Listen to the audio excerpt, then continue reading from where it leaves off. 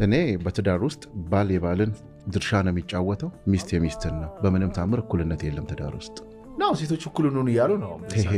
ማይ ብራዘር፣ እሱን ጋዜጣ ላይ አንብበ ሊሆን ይችላል። ኢን ሪያሊቲ ፈጣሪ እንደዛ አልፈጠረም። ማን ነው ይበልጠው? ማንም አይበልጥም። አንተ ባል ሚስት መሆን አትችልም። የሚስትን ቦታ መውሰድ አትችልም። ምንድነው ሚስትነት? ሚስትነት እናትነት።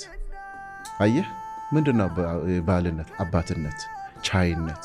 ገብቶሃል? አንደኛ ይኸውልህ ስህተቱ ምኑ ጋር መሰለህ? ይሄ እኩልነት የሚለው ነገር በጣም ይረብሻል። በተለይ ያልገባቸው ትንንሽ ልጆች በአፍላ ወደ ትዳር የሚሄዱት ይሄ እኩልነት የሚሉትን ነገር ባይሰሙት ደስ ይለኛል። ዛሬ ለምሳሌ አንዲት ልጅ የሆነች ወሬ ስታወራ ሰማሁት። ባል መሪ ነው ትያለሽ። ባል ወዴት ነው የሚመራው? ወደ ጦርነት ነው? ወደ ስደት ነው?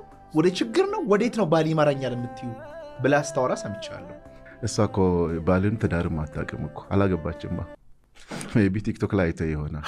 ይኸውልህ አንድ ነገር ልንገርህ፣ አባትነትን በምንም ተአምር ስትፈልግ መሪ ትሁን፣ ስትፈልግ ዶክተር ትሁን፣ የፈለገችን ትሁን አባት መሆን አትችልም።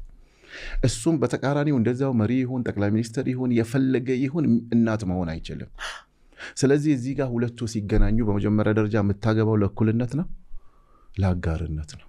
የትዳርን በረከት ለማግኘት ነው ወይስ ለእኩልነት? ለሪንግ ነው የምትገባው? ለውድድር ነው እንደ የምትገባው ወደ ትዳር?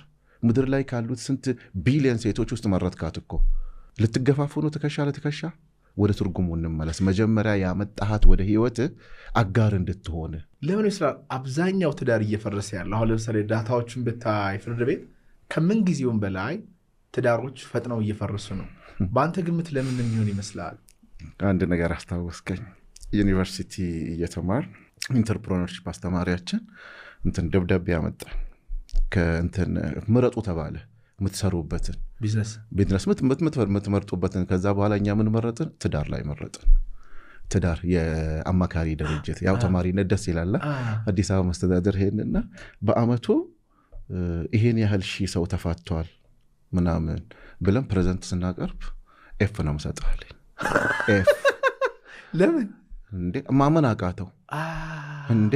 ይሄን በማስረጃ ካላመጣስን ከክብር መስገብሹ ደብዳቤ ወስደን ነበር። ሰጠነው። በቃ ግሬድ ቢ ነው አለ። ሳትፈተኑ እንኳን ፍቺ በጣም አለ፣ በጣም አለ፣ በጣም አለ። አሁን እኔ እዚህ ውስጥ ምለው እንደ ኤክስፐርት ምለው ምንድን ነው? ፕሊዝ ተቻቻሉ። በቃ መቻቻል ከአቅም በላይ ከሆነ ግድ ነው። ምርጫ የለህም። ገባ? ወደማይሆን ነገር ከምትሄድ ምርጫ የለህም። ለምሳሌ ምርጫ ማለት አንድ ሰው መፍታት ያለበት ለምንድን ነው? ወደሱ ትመጣለህ፣ ታወራልኛለህ። ግን ቅድም ስናወራ አንድ በጣም ምርጥ ነገር አወራህልኝ። ትዳሬ ስኬታማ ሊሆን የቻለው ኤክስፔክቴሽን ዝቅ ያለ ስለሆነ ነው ብለሃል። እስቲ ወደዛ ጠለቅ ብለህ ግባልኝ። ልክ ትዳር ውስጥ ስትገባ ከሚስቴ ለምን ሁሉን ነገር ትጠብቃለህ? አሁን በሁለቱም ሳይድ ያለው ለምንድን ነው እንደዚህ ማኔን መጠብቀው? እኔ ማድረግ ያለብኝን ለቤቴ ማሟላት ያለብኝን ማሟላት አለቅ። ኤክስፔክቴሽን እኮ ነው ትዳር ውስጥ መከራህ የሚያበላው። ሌላው ደግሞ ህይወት ውስጥ እንደዚህ አይነት ውድድሮች አሉ። እንትና እኮ እኩል ነው የተመረቃችሁት፣ እኩል ነው ያገባች፣ ለሚስቱ እኮ እንደዚህ ገዛላት፣ ለሚስቱ ይሄን ያረገላት፣ እንኳን አረገላት። ማን ነው? እሱ ነው። እሱ አንተ የምትኖረው እንደ ቤትህ ነው።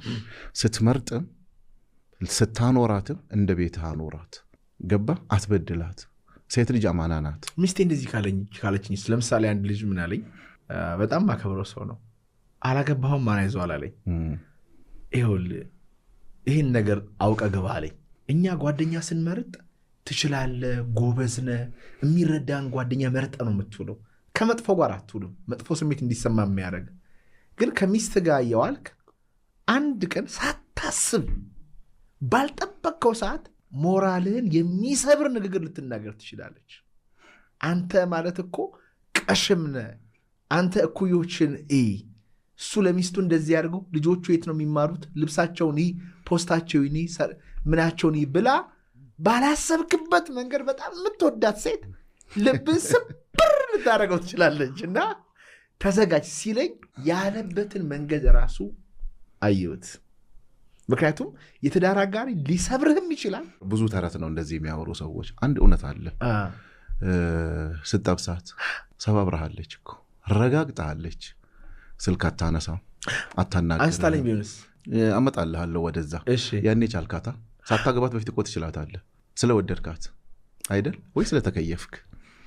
በከተማው ቋንቋ እናውራ ብዬ ትችላለህ እኮ ለምትፈልገው ሰው እኮ በቃ ለምሳሌ ዛሬ መብራት አልነበረ ማውራት ስለፈለግን ቻል ነዋ ቻል ባንችል ኖሮ እዚህ ጋር እናወራ ቻላታ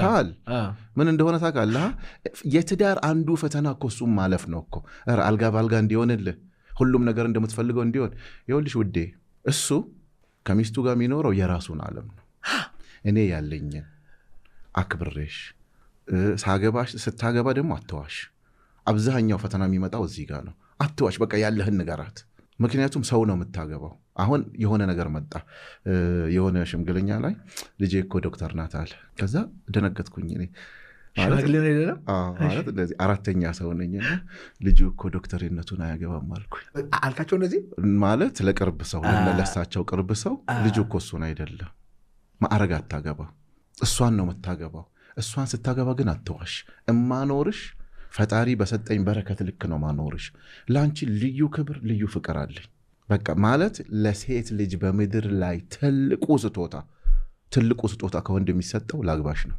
ከዚህ በላይ በቃ ያፈለገ ነገር ብትሰጣት ከዚህ የሚበልጥ ነገር የለም አረተው ምን አምጣው ለወንድ ልጅ ደግሞ ገልብጠው እሺ አግባኝ ብላ ራሷን እስከመስጠት በቃ አለቅ በተለይ ይሄ በረከት ያለው ትዳር ውስጥ እድገት ውስጥ መግባት ከፈለግ ከዚህ በላይ ምድር ላይ ስጦታ የለም